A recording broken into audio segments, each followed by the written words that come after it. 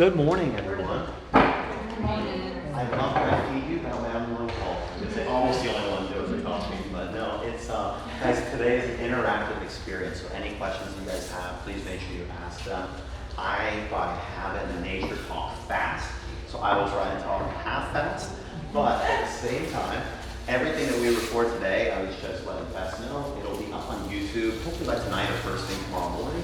So just type your community name, type 7 steps to LiveFit somewhere in the search, and it'll pop up. I doubt anybody's titled something similar to this, so it should be the first thing you find. With this, we'll kind of just go over like our background. That way, while you guys are eating, you don't have to answer any questions, and we'll keep it kind of simple. I'm in a business networking group with Linda and Bob Reed. You guys familiar with them? Okay, so for our first, so we've had our business 8 years. We're over by 19 and 52, so we're at a family gym. And when we first started, all we did was community events, and now for the last 6-7 years, people come to us. So we've really, this is kind of something where getting back out in the community, they just asked us if we would actually come out and do something here. And it turns out that the days we lined up at test are the times that they're out of town. So they're gone for the next month. So unfortunately they're missing out on us, but this will be cool because they'll have this recorded as well. So a little bit about us, we'll kind of just go over a little bit of our background. People talk about everything lines up or happens for a reason. I've kind of every stage of my life has led to this. I grew up as a chiropractor's son, so I basically had hippie parents that believed in natural health and vitamins and eating healthy, and always, being active and physical. I played sports growing up, so it was always something where athleticism and that kind of stuff more came natural. So I didn't necessarily always see it from the other side of somebody who didn't grow up as active. And then I met my beautiful wife, which she'll describe her life and her lifestyle before we actually met, and it was a polar opposite of some of those different things. So in 2003, I got certified in personal training, and then 2004, 2005 in sports nutrition. And when I first started, I lived over in West Palm Beach, and so I had a lot of people from basically, that area. And I joke now, which doesn't necessarily apply here, but over there, everybody who was walking or biking on the sidewalk was because they wanted to be healthy. Well, we're in Port Richey, so people that are walking and biking are generally homeless. So it's a little bit different. So when I moved here, it was a whole different world of wow, it's not these people that are being proactive to be healthy. It's way more on this side, people being reactive of being healthy. So I ended up going to work. I started at my dad's chiropractic office, I believe again 2006, something like that, about 2 years later. But what I quickly realized is when I was helping our clients that were 60 and up, it was the same thing what we were teaching them to try and avoid diabetes and high blood pressure and cholesterol. It was the same thing I was teaching 20 and 30-year-old athletes on the other coast. And it really got us to think nutrition is nutrition and health is health. And really everybody tries to fit themselves into a box of, we're talking gluten-free, or I have to do low carb, or I have to be keto. And those are all kind of just fads that come and go. Your health is the rest of your life. So the one thing that we always really started teaching is, if you can't do it, not just 30 days, you have to really do it for 30 years. So the stuff we're going to talk about today, you've probably heard a million times over in your life, but it's also, we're putting in a formalized system that really makes it so you guys will have a takeaway plan when you leave today in your notes, in your handwriting, and your thoughts. That way it's not just somebody spoon-feeding and regurgitating something back. The whole idea is when you hear something like this, it's exciting. We get a rah-rah, we think we're going to implement everything and change our entire life tomorrow, and that's not really true. Really what's going to happen is you're going to remember about 10% of this when you leave, and then we're going to try and implement as much as we can based on our notes, and that's why we have the video there. But what we need to realize is that 10% could be the difference of where you are today and where you are in 10 years, but maybe even being healthier than you are today, at 10 years old. So the whole idea is what we're going to teach you today is no flash in the pan. It's nothing that's going to be a fly-by-night thing. It's tried and true things that, like I said, you've probably heard over and over again, but we're going to try and systemize and make it a lot easier for you to put into your life. So I took a few different notes of just some different things that we want to make sure that we discuss and stuff, but I want Shelly to go ahead and introduce herself. She's Michelle or Shelly, so if you hear me say Shelly at some points, it's the same person. I go by both. It confuses my parents still to this day, but yeah. So his parents are still confused. Her background's a little bit different, so I'll let her kind of. Yeah, I just wanted to say too, I feel when I met my husband, he was the pillar of health, worked out every day, ate healthy, ate the grilled chicken, your typical kind of meathead, health nut person. where I was literally the exact opposite.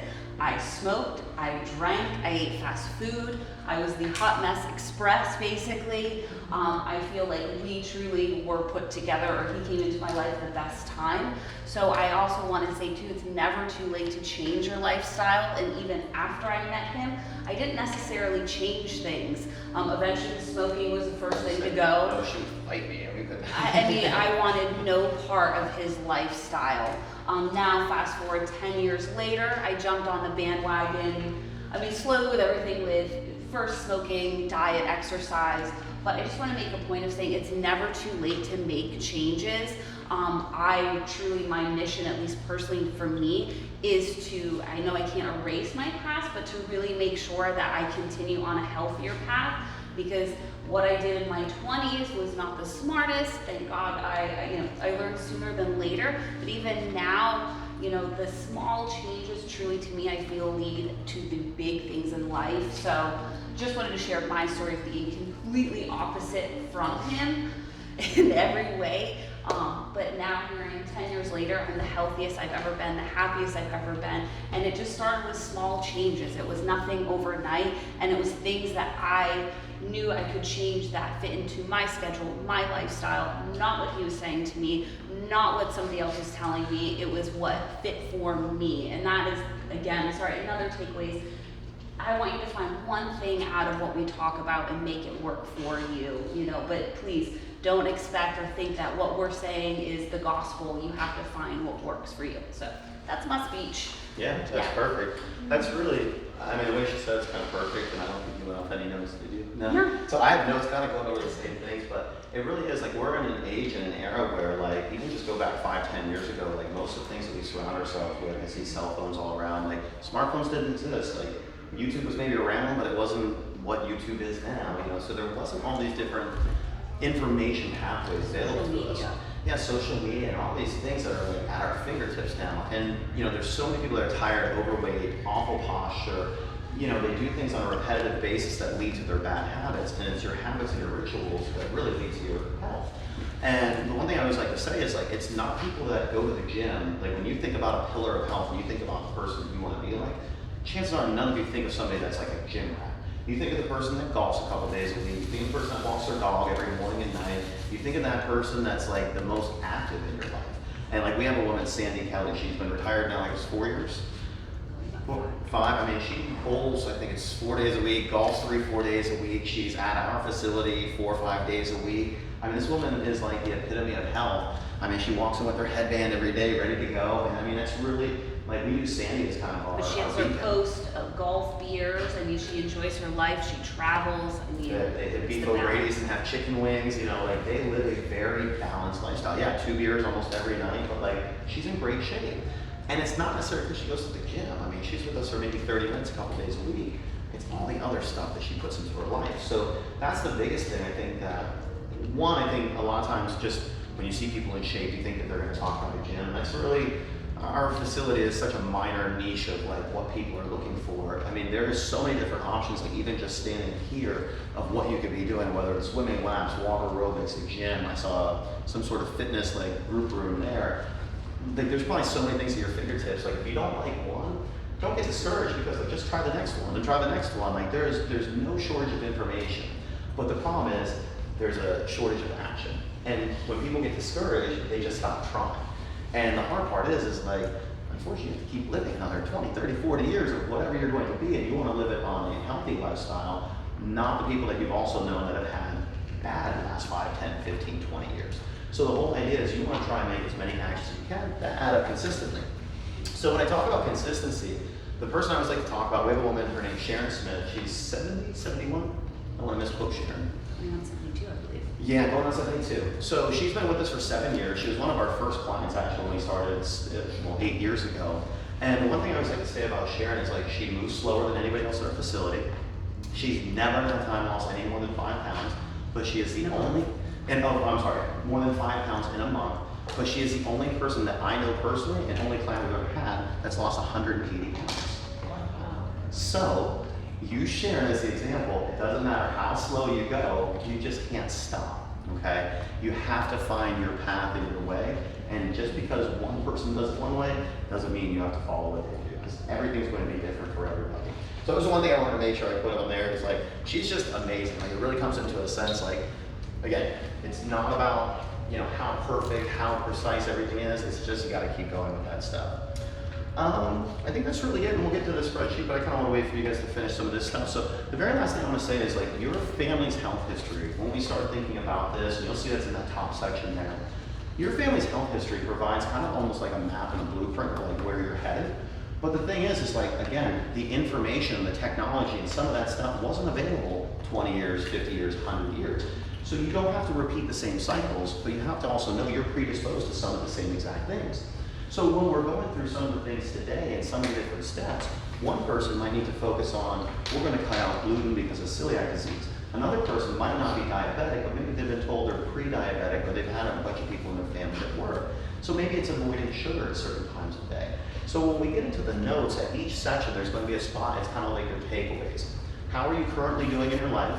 And then what's some of the things that you could implement based on what we talked about? That's where it becomes your handwriting and your message to yourself. So that way in a week when the excitement has kind of died down, you're like, yeah, Or the next day. Or the next day. I was just gonna say. Or after the 2 o'clock walkthrough, yeah. It's like, so it's like, it really gets to a point where when you see it in your own handwriting, it's like, it's not Garrett or Michelle saying it anymore. It's like, you're saying it to yourself and you're being honest with yourself. So these sheets, no one else is going to see. Be honest with yourself. It's really one of those things that like, this is your blueprint you'll kind of take home. You might put it under something on the coffee table, but then 6 months from now you pull it back out and you're like, oh, I'm not doing some of these things. But then you flip the page and you're like, whoa, I have been doing my walk every day. I have been doing this with my nutrition every day. So it's almost going to be like a report card when you look back at it that will help you kind of gauge what progress you've made and where the next steps that you need to go. Right?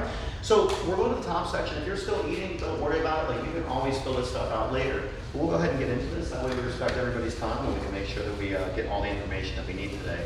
But I put on the top, use 5 words. And again, this could be now, and this could be something where you write 3 words down and think 2 later that are better and really identify. But how do you describe how you feel today? Is it tired? Is it stiff? Is it happy? Is it nervous about what this fast talker guy is going to say? No. Relaxed. Is it calm. relaxed? We walk in here and it feels calm. This music, I could take a nap here. This is awesome. Really, it's beautiful.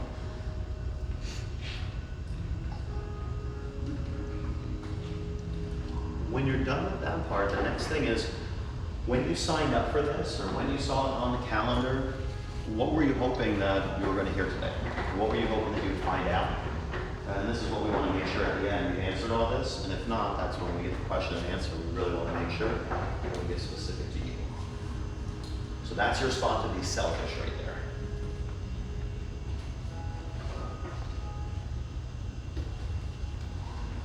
It's Larry, right? Yes. Yeah, standalone guy. So this is your chance to be selfish. Like this is you ask the question that's directed to you on this one.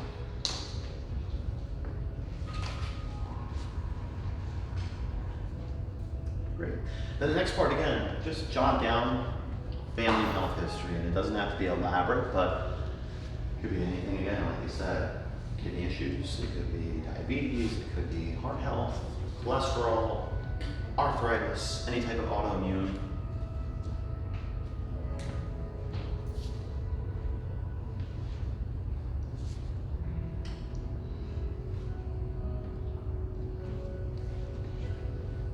Last is my favorite. Let's assume you lose this sheet, you find it 12 months from now and you pick it up. And what are the 3 health goals that would determine that today was a success, or that you are now healthier 1 year from now than you were today? Is it when you went to tie your shoes this morning, you couldn't reach or you're out of breath afterwards? Is it when you went up or down steps that you had to hold on the handrail because maybe something was tight, sore, stiff? Larry, she's cheating off your sheet. Yeah. Pop quiz! She always gets on me because I'll look at her for the answer. She's like, don't look at me. We spent too much time together. We do. Yeah, if you hear us like talking, same words, same whatever. We work together, live together, work out together. I basically part of her training programs. Like it's we're intertwined. We spent about maybe a half hour apart. And how long are you married? 11 years. Well, no, sorry. 10 years marriage. Yeah. No, 9 years of marriage. Almost going on 2 months 11 away. years. We're on the second half of 9 years. We're 2 months away from 10, 9. Oh, I'm sorry. No, you're right. I did my math right. No, she is right. And the Did you years hear going that? on. She is right. She is right. Can we she's repeat? totally correct. Yeah. Oh, I make plenty of mistakes. We're human.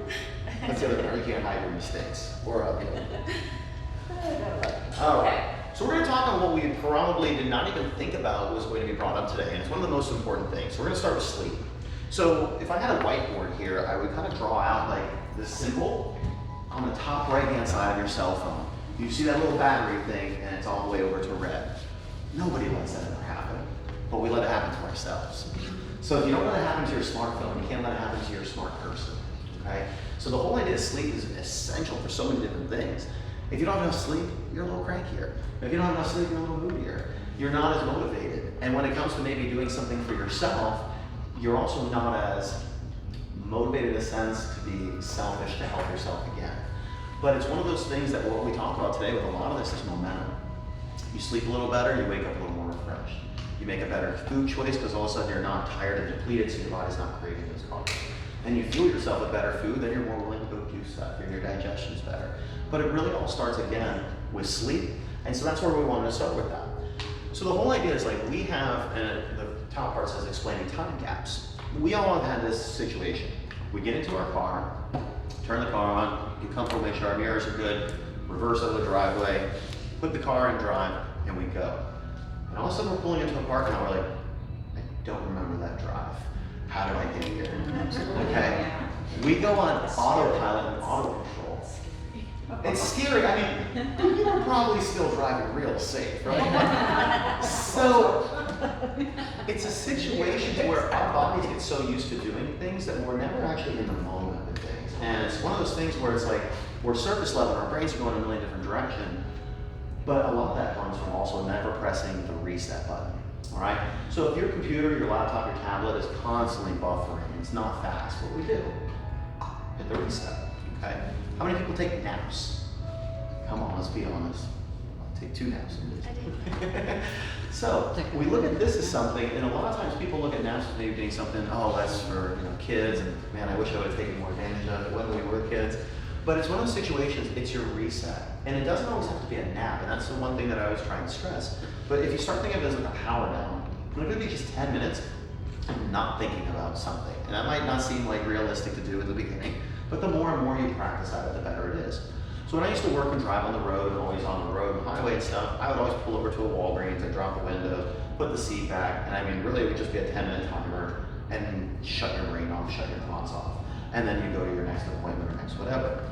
She makes fun of me now, but it's like I can set an alarm for like 7 minutes and I'll sleep 6 minutes and 55 seconds. It's a gift. I don't know how I put my head down. So it's one of those things like you're going to get better and better trained at it as you go. But the other thing you'll find is you don't need to fall asleep. It's really just something that if you kind of just take your mind away from whether it's your work, whether it's like your house build project that you have going on, or whatever your different things are, but you just step out of the situation, it makes it a whole lot easier to actually then attack the next thing. There's no limit of how many times you can do this. It can happen at 10 a.m. as soon as your blood sugar starts dipping off from breakfast. It could be at 2 p.m. as your blood sugar starts dipping off from lunch. But it could be as many times throughout the day, and it really doesn't have to be a lot. We do this, yeah, go ahead. Well, and I also sorry, I like to interrupt him. I also wanted to mention too, because I can't lay down for 7 minutes and sleep. If I am going to take a nap, I need some time. But generally too, I do believe in the power down, what he's saying. There's plenty of apps out there to take advantage of meditation. I have an app, it's 10 minutes, you sit, it's guided, there's beautiful music in the background. One of them has Matthew McConaughey's voice. Yeah, Matthew McConaughey's voice, I mean, how soothing is that? But even finding something like that, and even if meditation isn't your jam, that's cool too. Even finding music that you like for 5 or 10 minutes that you're breaking away, you're not staring at your phone, you're not thinking of the next thing, but you're just taking that time, as he said, just as a reset. But if you are gifted enough to be able to fall asleep for 10 minutes and wake up refreshed, that's awesome. awesome too. I also just think, breathe in, breathe out, breathe in, breathe out, and then all of a sudden the alarm goes off.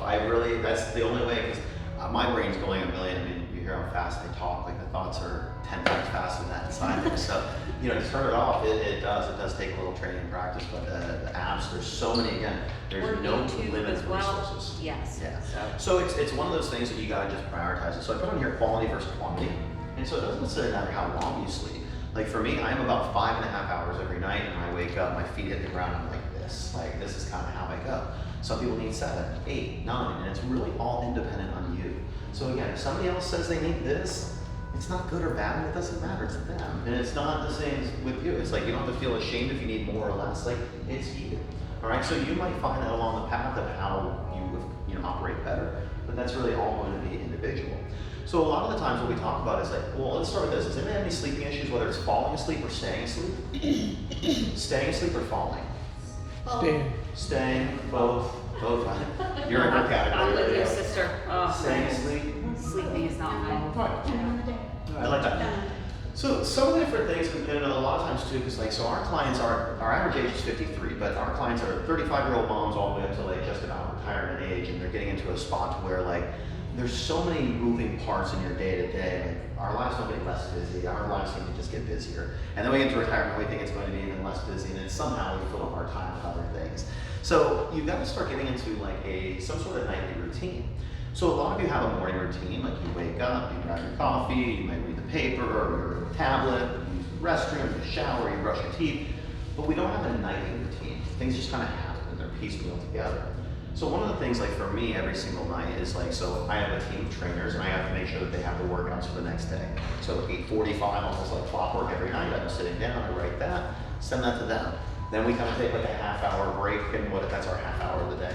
But I sit down and I write my entire to-do list for the following day, prioritize my top 5 things that if the rest of the day everything blew up, at least I got these things done and things would move forward. But for me, it's a brain dump. And I'll be walking around after that and I'll think of something and I'll go right back to that pad and I'll write it down. But the longer you try to hold on to it here, that's where kind of those thoughts, they don't get compartmentalized. So going back to like your computer, when you look at your desktop, and there's all these icons and everything all over the place, what do? You organize them in folders. You start putting things in categories. This is how you help to do that.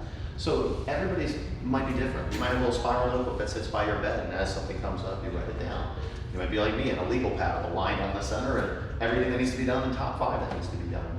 Everybody's going to find something different. And again, like if you don't like the way you're doing it and you're not quite sure what's going to work best for you, just search on Google. There's so many things. You can go on Amazon and type to-do list, calendar, and you're going to find an abundance, probably over 1,000 different options. Try one, don't invest too much. If it doesn't work for you, try the next. If you lose that one all the time, get rid of that one, find something with a big fuzzy feather off of it that you're never going to lose, but find something that's going to work for you, okay? Some people use your cell phone for almost everything, right? Yeah. So hers is like, it comes something up, Siri, remind me at 9 a.m. to do this. Siri's my best friend. I use Siri for everything. And so hers is all voice. And believe it or not, the technology in the future is probably going to head a lot more to voice where we might have to take notes on stuff, which is sad. But it comes to the spot where it's like you use whatever tools are going to work best for you. And so that might be voice activated, it might be digital and you're using your notepad on your calendar, or it might be you're actually hand to paper, which is how I prefer on that. So it really is all going to be independent, but that's where we'll leave the takeaway as far as for this first section is have some sort of nightly routine.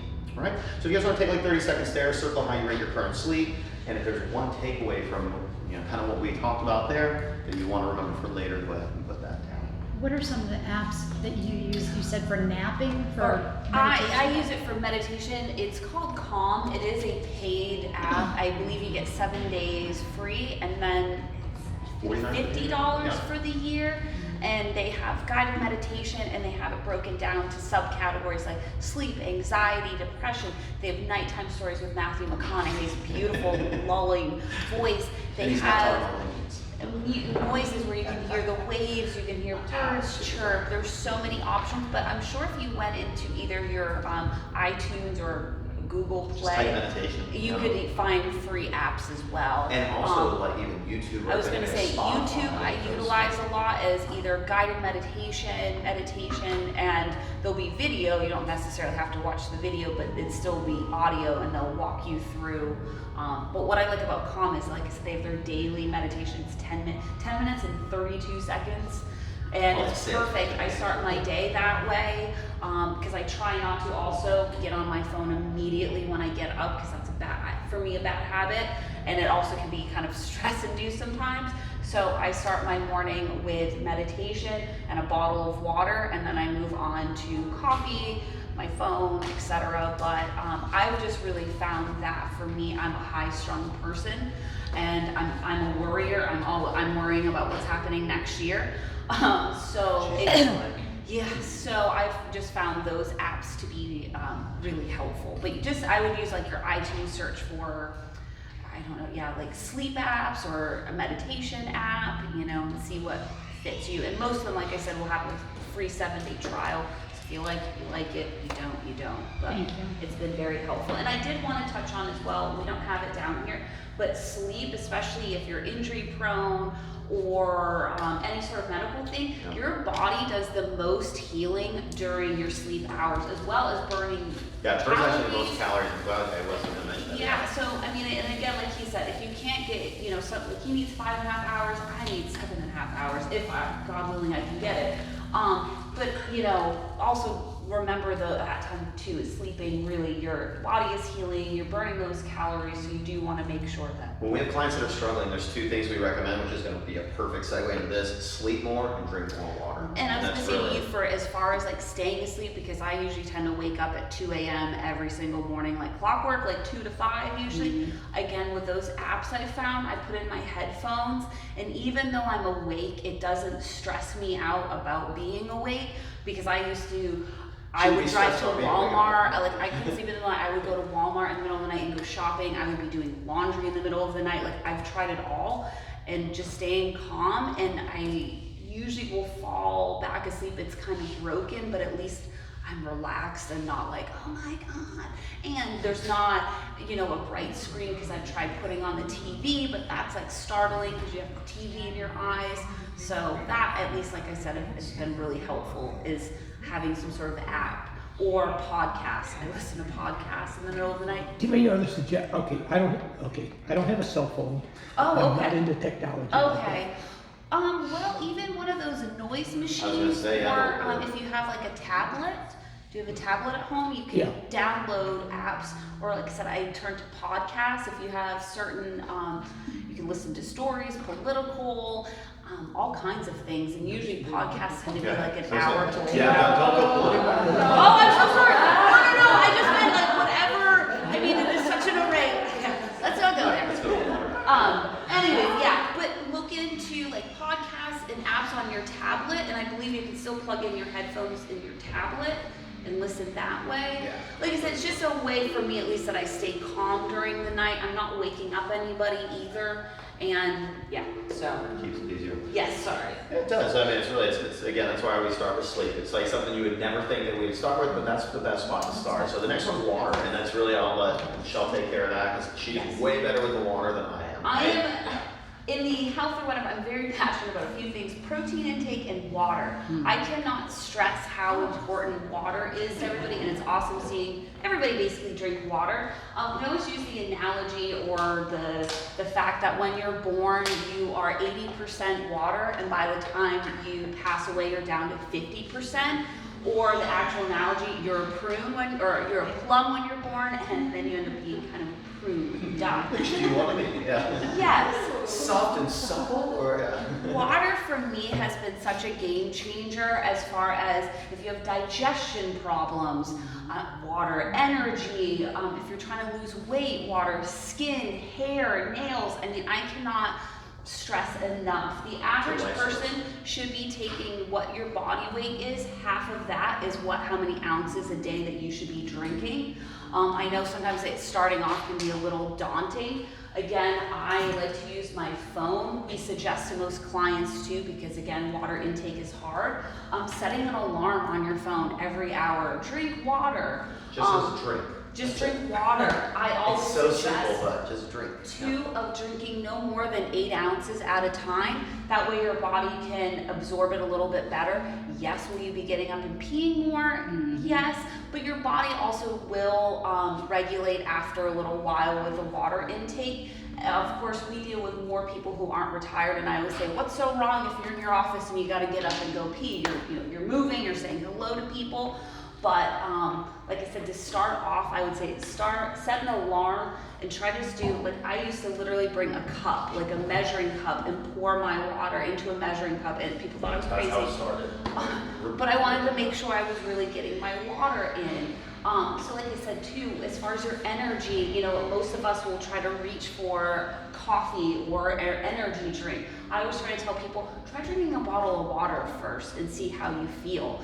The same thing too, with constipation and getting backed up, instead of reaching for a laxative, try drinking water first. So like I said, to me, it's a fountain of youth. It will keep you young, it will keep you healthy, strong. Yeah. Yeah, I'm passionate about water. So. She is, and she's always the one who talks about it. So the normal next natural question we get is, does it have to be just straight water? Yes. Your absorption is going to always be less than anything you add to it, but if it's getting you to drink fluids, that's going to be honestly the most important part. I drink normally like one of these in the morning, one of these at night, and it's normally when I'm actually active, because our shifts are kind of broken up morning and evening as far as with clients. The rest of the day, I drink a lot of Crystal Light. It's got an artificial sweetener. It's the best thing for you, probably not. But it gets me to drink. If I have to drink this all day, already I'm waiting until I get out of here so I can drink something that has flavor. So everybody's going to be different. So some people like seltzer water. Some people it's club soda. Everybody's going to have something different. The only thing I would say is that if it has caffeine in it, caffeine is actually a diuretic, so it's getting water out of you. So if you drink 16 ounces, say, of coffee a day, you should probably add an additional 16 ounces of water. And so I'm just kind of touching on the last spot that she said of like, everybody's so worried about they're going to go to the bathroom more often. It's not necessarily a bad thing. If you take medications, if you have any sort of issues or inflammation, arthritis, anything, that's exactly what it's there for. In between all of our different joints and tissues and things is hydration. You think about you put a rubber band out in that sun and you go to stretch it, what's going to happen? It's going to snap, all right? So we get so surprised when we don't ever stretch and we don't drink and we don't hydrate ourselves, and then we get hurt. It all goes hand in hand. So the more hydrated you are, the more every single function in your body is going to operate. So that takes us to the next thing, which is vitamins. So if you guys have any notes that you want to write about water real quick or anything as far as those, please go ahead and write that down. And then we'll jump into... And I was going to say too, another option for people who don't like water is we have kind of like, it's called spa water, but adding like cucumber, mint, berries. I'm sure you've heard of that, your typical lemon, but just adding those things to your water. Like, I used to have a big pitcher and I'd have my spa water, and it was delicious and refreshing, especially during this And now you're just tough, you just drink straight I just water. don't want to be straight water. That's it. So we'll go to vitamins next. I like talking about vitamins because it almost goes hand in hand too with prescriptions. And it's one of those things that vitamins, you'll see there's a little tiny disclaimer at the bottom. One of the things that we have to be very careful with sports nutrition and just anything in general is we cannot treat, prevent, cure, or diagnose any disease. I cannot tell you what's going to fix you today, but I can tell you what's recommended and what we would recommend for ourselves if we were to do this. So the whole idea is like, the first thing is when we're drinking a lot of water, we just went to the restroom, peek back in there and see, is it clear? If it's clear, your body is operating healthy. Okay, your body is basically getting everything filtered and purified.